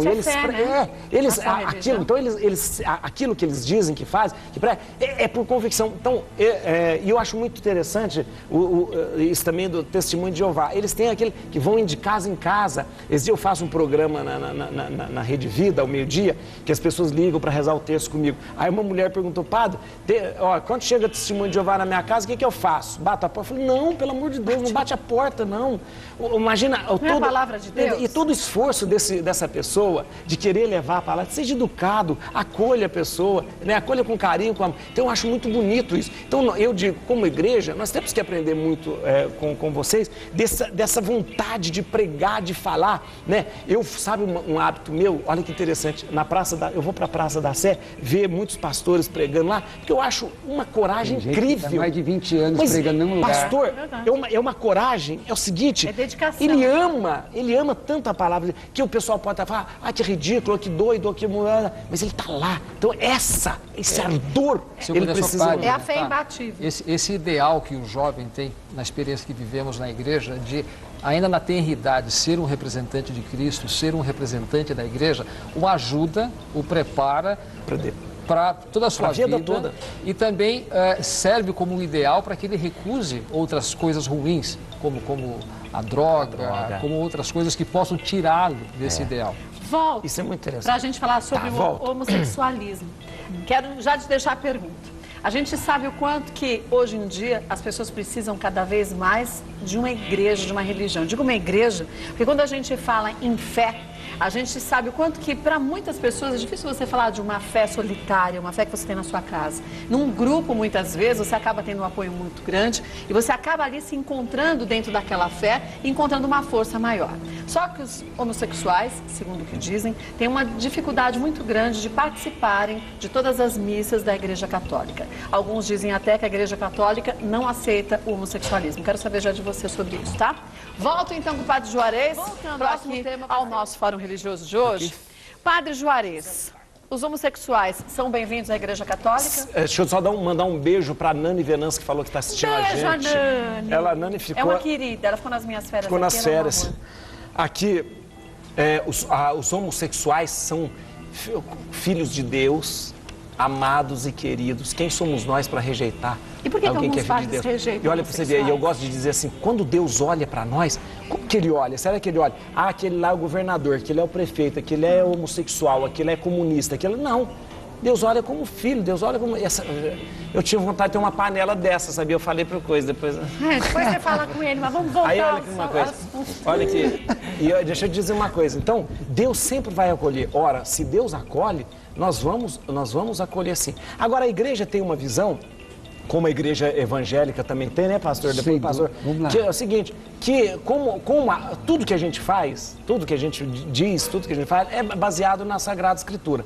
Como a Sagrada Escritura tem essa restrição quanto às atitudes homossexuais... Mas que atitudes? Se eles praticam sexo como qualquer outra pessoa é... Não, mas é porque Paulo fala... É a prática da homossexualidade, não a pessoa do homossexual. Então, a igreja... A prática da homossexualidade. Não, eu sei que é difícil de entender, porque a gente fala assim, a gente a igreja não acolhe o homossexual, não, acolhe o homossexual, mas não acolhe a sua prática, sendo que a prática é uma coisa muito ligada à pessoa. Mas que a pessoa fala, espera, Kátia, deixa eu falar. Jesus aceitou a prostituta e a libertou, eu sei. Não os homossexuais? Então, mas a igreja ama os homossexuais, ama. O que a igreja não vai fazer, deixa eu te falar uma coisa, o que a igreja não vai fazer, isso a igreja não vai mesmo, você poderia até fazer a pergunta assim, quem fez a pergunta? Não sei. Foi você. Mesmo. A igreja vai um dia aceitar que haja um casamento homossexual? A igreja não vai aceitar, porque para a igreja, a visão da igreja, que é a visão da Bíblia, a relação sexual, ela deve existir entre um homem e uma mulher. Um homem e uma mulher. Eu estou dizendo que isso é o que está escrito na Bíblia e é o que é a proposta da igreja. Eu queria que, de repente, ninguém se sentisse excluído, ninguém se sentisse nada de...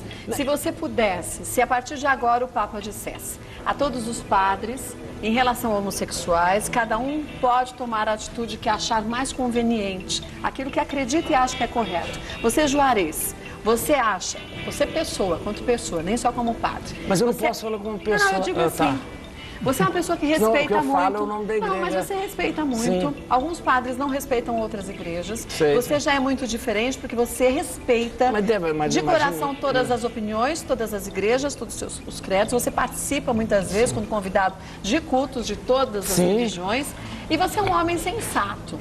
Então. A gente sabe que você é uma pessoa muito carinhosa. Eu te conheço há muitos anos e sei como você então. é. Você nunca deixa ninguém sem uma palavra de carinho, de conforto. Sei que cada um aqui segue os princípios da sua religião, mas a gente vê o quanto que os homossexuais continuam sofrendo um preconceito muito grande, de violência, Eles sofrem o preconceito não é só da religião, eles sofrem o preconceito da sociedade, eles sofrem o preconceito na Avenida Paulista aqui, ou quando eles levam lampadada na cabeça, eles levam... Então, hoje o homossexual ele fica mesmo à margem. Eu não sei se Mas é preocupante isso, porque cresce o número. Não, sim. O país hoje é homossexuais, a maioria hoje o homem. Não é que cresce, isso, claro. O número de homossexuais cresce, existiu, não. E o nascimento hoje está crescendo Padre, mais. será que porque nós será que Deus é contra? Porque ele manda para a terra? Não, Deus não é contra. A questão assim, nós do cristianismo, hoje temos uma discussão, essa discussão, homossexualidade não é doença. Claro que não. Outro diz, homossexualidade é opção. Para nós do cristianismo, não é opção. Para nós, não é opção. eu estou dizendo as possibilidades que as pessoas colocam. Para nós do cristianismo, para nós, dentro da Sagrada Escritura, que o padre ele é bem tranquilo para falar, a homossexualidade é colocada como um pecado. Dentro da palavra de Deus, é isso mesmo. Mas como um pecado? O que é um pecado? O pecado é algo que está contrariando a vontade de Deus. E o texto é colocado. Aí alguém reflete. Mas o que é pecado? É não fazer. Esse texto, você não sabe o que é, então é pecado. Eu estou dando uma posição do cristianismo, daquilo que o padre falou da Bíblia Sagrada. Existem hoje teólogos do movimento homossexual, teólogos, que eu sou professor de língua grega. Então eles usam textos gregos, a palavra estou dando uma ajuda, podia nos desanuviar, tá? Isso mesmo. Depois você me ajuda numa próxima aí. Ajudo. Mas espera um pouquinho só. Você se uniu agora, o Padre Juarez. Nós estamos juntos. E está livrando ele da resposta. Nós somos assim, hoje quem está na sabatina é Padre Juarez. Quando nós nos convém, ele é a favor ou contra? É porque eu vejo assim, às vezes, por exemplo, eu, pastor Roberto Cruvinel, queria que todas as pessoas estivessem felizes. Mas por uma questão de subserviência à palavra de Deus, eu tenho que me posicionar. Sim, mas se uma pessoa chegar para dizer assim, pastor, o senhor me aceita em sua igreja, eu tenho tendências homossexuais, eu amo a Jesus e eu quero me abster dessa prática, ele é meu batismo. Não, mas espera um pouquinho, deixa eu só fazer uma coisa. Mas a questão é com isso. Com ele hoje. Mas eu respondo. Não, na próxima vez você estará sentado aqui, aí eu Juarez vou vai responder, Padre Juarez. Mas agora é Padre Juarez. Ele é a favor ou contra? Mas ele não respondeu a minha. Não. É importante a gente frisar que a palavra atualmente utilizada é homossexualidade, não homossexualismo, porque o homossexualismo vem de esmos, que significa doença, e não é considerado mais doença já desde a década de 90. Então é uma identidade, é uma orientação sexual. Eu acho que é muito complicado as religiões que têm um discurso de ódio ou de perseguição em relação a uma manifestação de amor. Né? Elas deveriam estar perseguindo outras coisas. Pessoas que amam umas às outras, o amor não pode ser perseguido, né? Você não pode tolerar que o ódio ou que a perseguição ele conviva onde existe uma manifestação de amor. Isso é o que eu acredito. O nosso amigo está ali, ele é professor de língua grega, ele sabe que existem muitas possibilidades nas traduções das palavras dentro da Bíblia, né? Inclusive, toda aquela história lá que todo mundo já sabe, Sodoma e Gomorra, alguns historiadores, alguns teólogos, alguns linguistas dizem que alguns algumas palavras foram traduzidas de forma equivocada e que jamais houve uma perseguição real à homossexualidade. Foi uma perseguição política e a interpretação e a tradução foi errada. Na verdade, a homossexualidade foi uma coisa muito tranquila na época na Grécia. Grécia, em Roma. Vivia-se... Eu acho de verdade, aí é uma opinião minha, que muitos jovens que poderiam estar sendo bem orientados pela igreja, poderiam ter uma vida de mais harmonia, de tranquilidade, de fé, de paz e harmonia com a sua família, não tem, exatamente porque se sentem banidos. O Claudinei, na verdade, a igreja não tem, nem a igreja católica, nem a igreja evangélica tem um discurso de ódio, de perseguição em nenhum momento. Não há nenhuma perseguição, nenhum ódio em relação a isso. A igreja, por ser fiel à palavra e à Bíblia, porque senão a gente começa... O que a gente segue? Segue a Bíblia está ali. Então, como a Bíblia ela é clara em dizer algumas coisas, então a igreja, ela vai para ser coerente com essa palavra, ela vai ser... dizer o que a Bíblia diz. Mas isso não significa que na conduta, e a gente está falando mais, trazer na conduta, no relacionamento do dia a dia do pastor, do padre, com aquele que é homossexual, não pode ser uma posição nem de condenação, nem de exclusão, mas tem que ser de acolhida, de dizer assim, meu filho, vem pra cá, olha, vem pro culto, vem pra missa. E ele não se sente excluído quando ele vai buscar um casamento, não pode? Então, aí o casamento... Porque ele pode casar, ele pagou a igreja de casa, depois ele vira homossexual, ninguém vira. Ninguém vira galinha e galo. Ninguém vira. Kátia, o padre. Então, olha o que acontece. Então, a minha situação como pastor, como líder religioso, como padre, vai ser sempre, você sempre está lá para acolher todas as pessoas. E a igreja é um lugar, não é para santo. Olha, esse dia eu fui para a região dos Lagos, eu vi numa igreja evangélica, achei fantástico escrito, uma igreja pequenininha, fantástico, estava escrito assim: proibida a entrada de pessoas santas. Eu achei demais. Porque, na verdade, a gente vai para a igreja... A gente vai... Ninguém. Você quer rir agora? A igreja vai é pecador. Retomando a pergunta da Kátia. Você quer rir agora? Você quer ver uma coisa bonita e importante que eu falo? Ninguém vira. Vamos colocar um exemplo rápido aqui, rapidinho. Você vai para a rua, você vê São Paulo. Você vê lá a travesti ganhando o seu dinheiro. Isso. Hoje, nos bairros mais nobres de São Paulo, claro que até o governador sabe, está falando que é verdade, tem lá no bairro dele também. O carro para Civic, carros de alta marcas. É verdade. Quem são esses homens? Será que são homens ou são héteros ou bissexuais? Aí a minha pergunta fica, agora, minhas clientes, a maioria, faz o papel de homem, se veste de mulher, mas o papel é de homem. Quer dizer, na hora essa é a verdade. A situação se modifica. Aí eu retorno à pergunta da Kátia, padre. Em termos políticos, porque o senhor representa uma religião, o senhor não pode fazer um casamento, que é um contrato, né, entre pessoas do mesmo sexo. Mas o senhor daria suas bênçãos a um casal de homossexuais? A sua bênção? Sabe, porque se eu acredito na igreja, se eu apostei a minha vida nisso, eu não posso ser coerente com as minhas atitudes. Lembra que eu falei? Se a minha boca fala uma coisa, eu faço outra coisa. Se eu publicamente, aqui na televisão, eu falo uma coisa, mas lá por trás eu faço outras coisas, eu seria desonesto. Mas aí como é que o senhor disse que acolhe? Acolhe pelo não.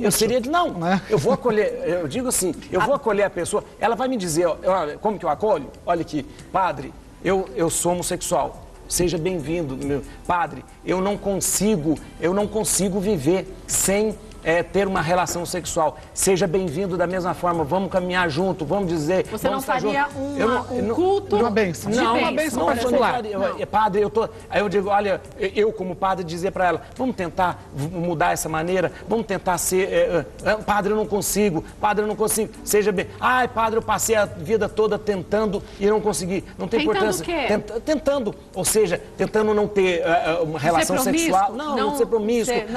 Mas não consegui. Mas você passou a vida toda tentando. É a mesma coisa que pedir para uma pessoa trocar a cor de pele. Eu sei que é difícil. Ninguém troca. Eu sei que é difícil. Ninguém troca. Eu sei que é difícil. Posso fazer uma pergunta? Acho que bem contemporânea. Para a gente encerrar, cada líder religioso vai fazer uma pergunta ao Padre Juarez, mas por favor... É para encerrar assim. já? Mas tá tão bom. Tava ótimo, mas a gente precisava de um programa de 20 horas. Eu tinha uma pergunta aqui, sim, perdão. Só um minutinho. Tá vendo? Pastor, cada um faça uma pergunta para o Padre Juarez, que ele possa responder de uma maneira breve. E depois eu vou falar uma coisa breve também. Depois você vai poder fazer as suas conclusões finais, tá bom? Primeiro, Claudinei. Claudinei. Olha, eu gostaria de dizer primeiro que eu admiro muito o seu trabalho, parabéns, né? Gosto muito de vê-lo. A minha cunhada que está lá em casa gosta muito do senhor. Como que é o nome dela? Clarinda. Clarinda! Um beijo. Ela é católica, ela gosta Clarinda. muito do senhor e dizer que é uma honra e um prazer participar desse debate. A minha pergunta é a seguinte, o senhor acredita que a igreja ela vem adequando o seu discurso e vem se modernizando, porque parece que em alguns aspectos sim, em outros ela continua muito medieval, né? E qual é o caminho da igreja em relação a esse discurso com os jovens, que é muito importante, porque, desculpa, eles não entendem mais a língua dos sacerdotes antigos. É verdade.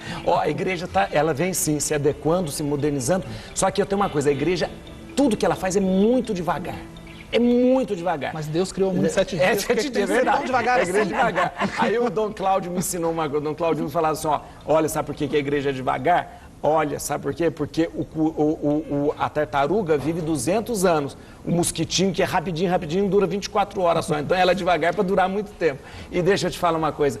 O grande esforço da igreja em relação aos jovens é um esforço que a igreja vem fazendo há muito tempo e hoje se expressa de uma forma grande pela Jornada Mundial da Juventude. Todo ano existe uma Jornada Mundial da Juventude. Esse ano no Brasil vai acontecer no Rio de Janeiro. São 6 milhões de jovens que estarão no Rio, mais do que na Copa no Rio de Janeiro. Vindo jovens do mundo todo, mostrando que há mesmo uma vontade de participar, uma vontade apaixonada de estar junto com Jesus, tá bom? Agora, Ricardo.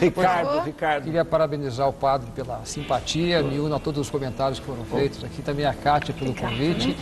E a minha pergunta é a seguinte, nós vivemos hoje um momento, o país está de luto. Isso. Perdemos tantas vidas preciosas de uma maneira tão inesperada e triste. Então é um momento para que nós possamos refletir sobre o propósito da vida, a existência de uma vida após a morte.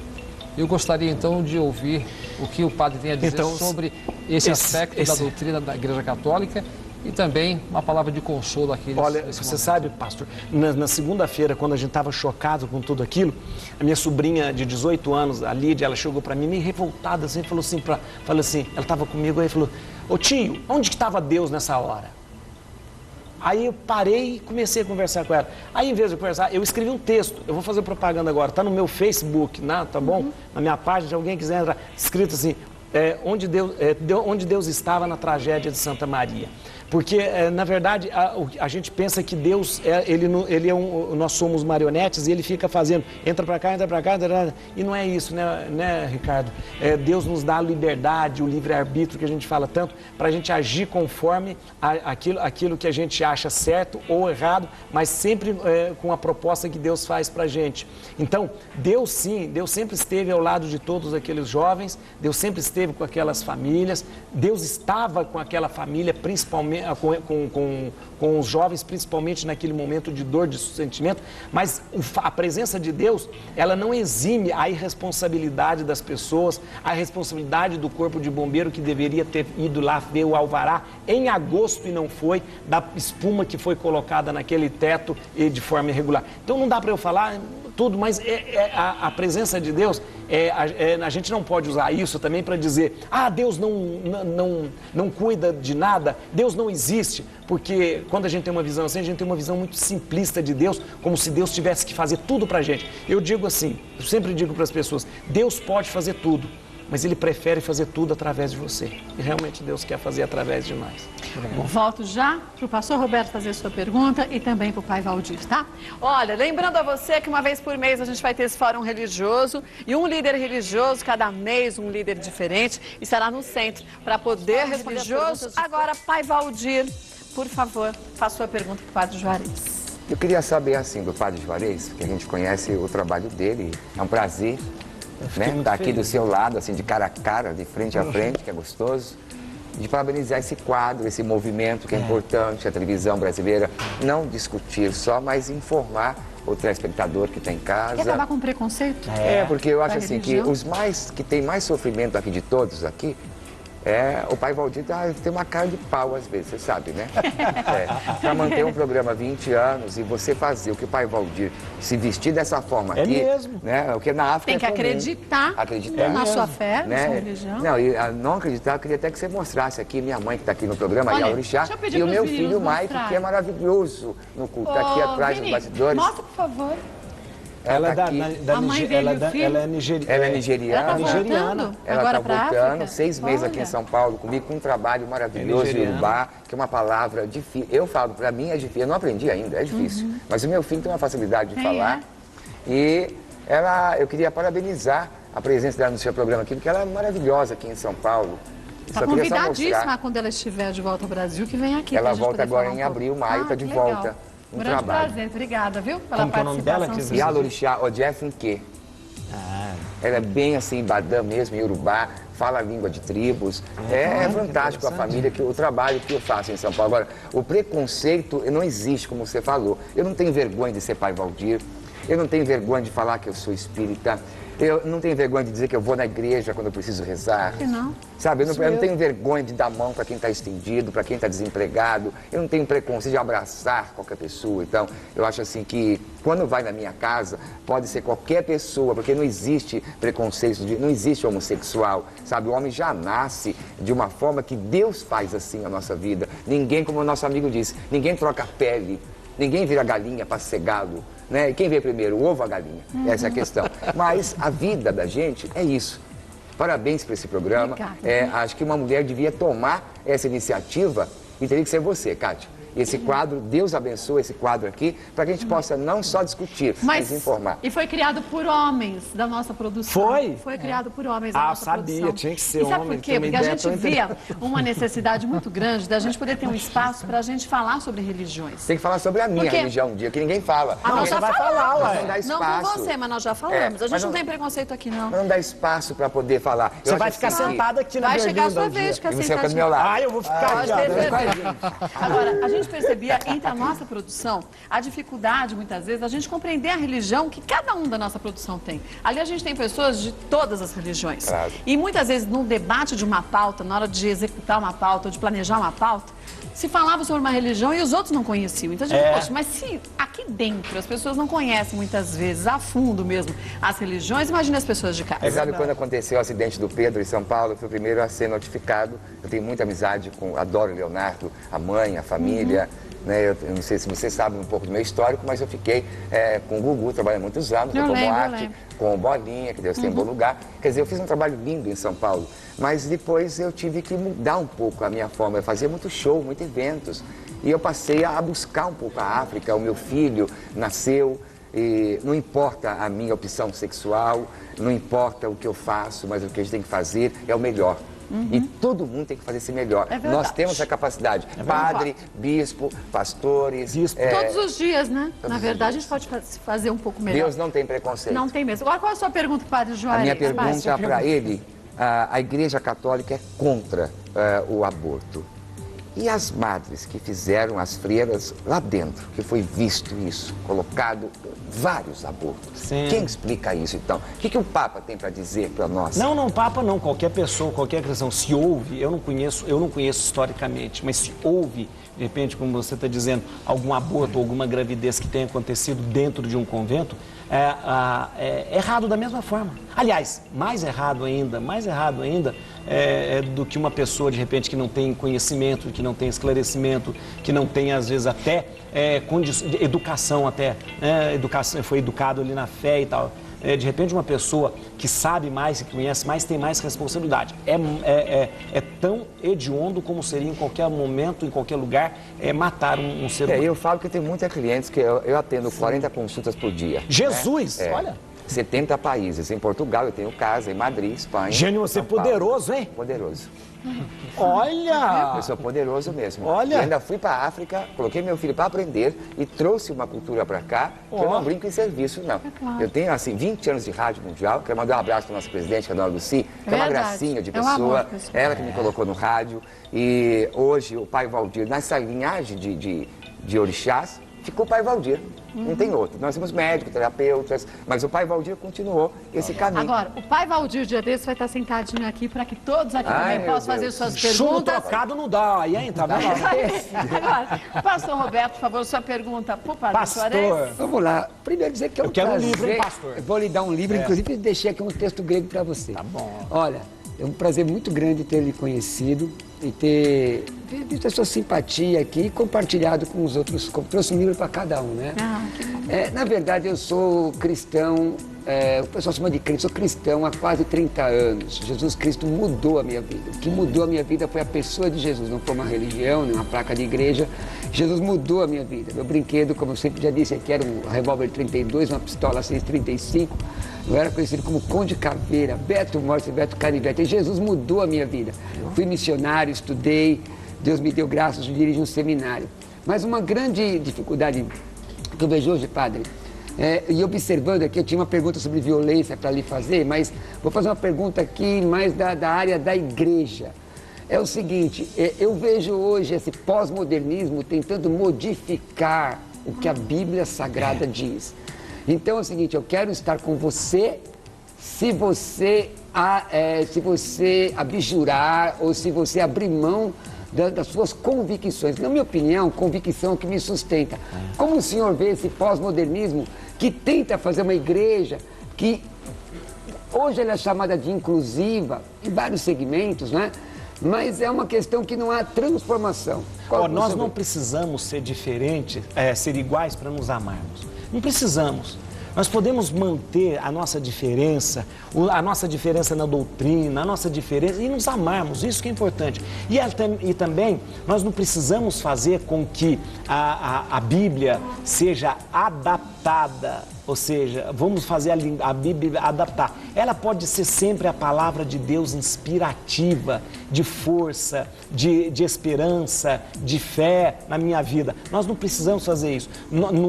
Aquilo que eu tinha dito antes não significa que uma coisa que seja costume seja certa, ou seja, para todo mundo. E depois, seria um mundo muito sem graça se todo mundo fosse só católico, se fosse só evangélico, se fosse todo mundo iorubá. Depois mas trabalhar, não é só falar, olha, fazer. Então é muito bom que nós tenhamos diferenças, e ao lado não, junto dessa diferença, essa fraternidade verdadeira. Gente, olha aqui, essa fraternidade que está acontecendo é verdadeira. Isso aqui, ó, a gente estava conversando antes lá, não é verdade? Todo mundo conversando, vai terminar o programa, nós vamos continuar conversando. Isso deveria existir. A gente deveria usar menos a Bíblia como arma. Não devia jogar a Bíblia na cabeça dos outros. A gente usa a Bíblia para jogar na cabeça dos outros. É muito triste quando a gente usa a religião para separar, quando a gente usa a religião para ser simplesmente uma maneira de não me aproximar do outro. Nós não podemos, no século XXI, a gente fala tanto isso, né? Ainda usar a religião para a gente estar separado. Que tenhamos as nossas diferenças, que tenhamos o nosso jeito diferente de rezar, de orar. Você vê essas mortes que teve assim na sua visão? Só um minutinho, mas que a gente realmente continue, fraternos e amando verdadeiramente. São João da Cruz dizia o seguinte, São João da Cruz é um místico da igreja, ele dizia assim, no entardecer da nossa vida seremos julgados pelo amor. Então tudo aquilo que nós conversamos hoje, pensa nisso, pelo amor. Quero dar para você de presente, então. Então, deixa eu só agradecer a todos. Eu sei que vocês vão continuar conversando.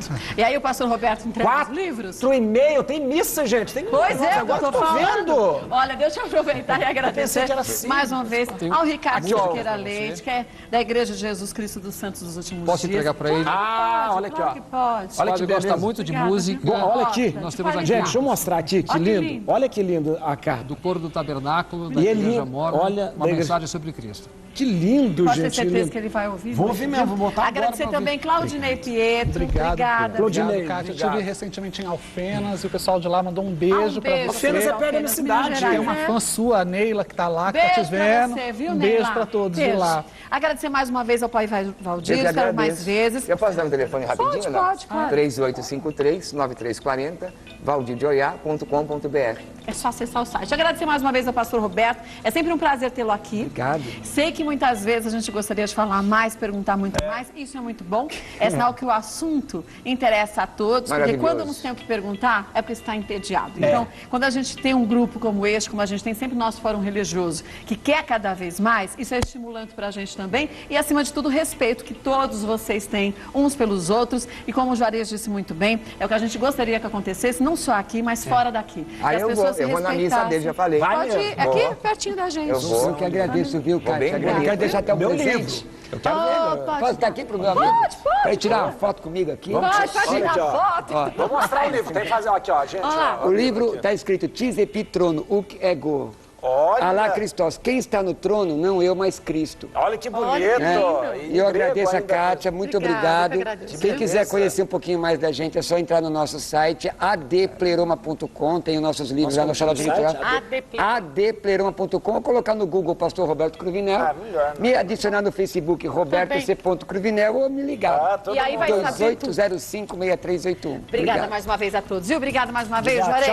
Olha, deixa eu lembrar você de casa que uma vez por mês a gente vai ter esse fórum religioso com um dos líderes religiosos no centro ali e sendo perguntado por outras religiões.